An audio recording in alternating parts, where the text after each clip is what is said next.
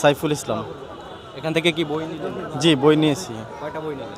বই আমরা একটা অনুষ্ঠানের জন্য নিতে আসছি, সেখানে বই হবে 100-র উপরে। 100-র উপরে। জি। গিফট করবেন নাকি? জি, গিফট করব আমরা। গিফট করবেন কাদেরকে? আমরা স্টুডেন্টদেরকে গিফট করব। মেয়েদের না ছেলেদের? ছেলে মেয়ে উভয়ে। উভয়ে, সবাই। জি জি। তা আপনি যে ছাত্র শিবিরের স্টল থেকে বই কিনে গিফট করতেছেন কারণ কি?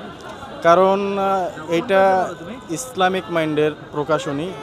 আমরা চাচ্ছি যে ইসলামের আলোটা আমরা নিজেরাও ধারণ করি এবং আমাদের যেই ছোট ভাই বোন যারা স্টুডেন্ট আছে তারাও ইসলামের আলোকে আলোকিত হোক। এই জন্যই এই ইসলামিক লাইব্রেরি আইসিএস পাবলিকেশন থেকে আমরা বই কিনতে চাচ্ছি।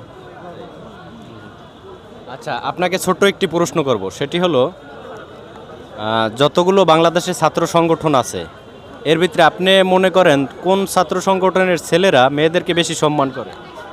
বাংলাদেশ ইসলামী ছাত্র শিবির। ইসলামিক ছাত্র শিবির। জি। আচ্ছা বন্ধুরা, ওনার অ্যান্সার 100% কারেক্ট। ইসলামী ছাত্র শিবির সবচাইতে বেশি সম্মান করে মেয়েদেরকে। আরেকটা প্রশ্ন করে শেষ করে দেবো, ঠিক আছে? বাংলাদেশে যতগুলো দল আছে, আপনি কোন দলটা ক্ষমতায় আসলে আমাদের দেশে নেশা, ইপটিজিং, ধর্ষণ, খুন, রাহাজারি, চাঁদাবাজি, সমাজে যত বিশৃঙ্খলা আছে এগুলো থাকবে না? এটা হলো বাংলাদেশ জামায়াতে ইসলামী।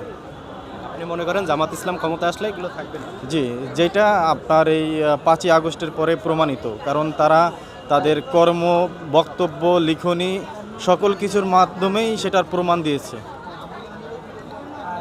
ধন্যবাদ।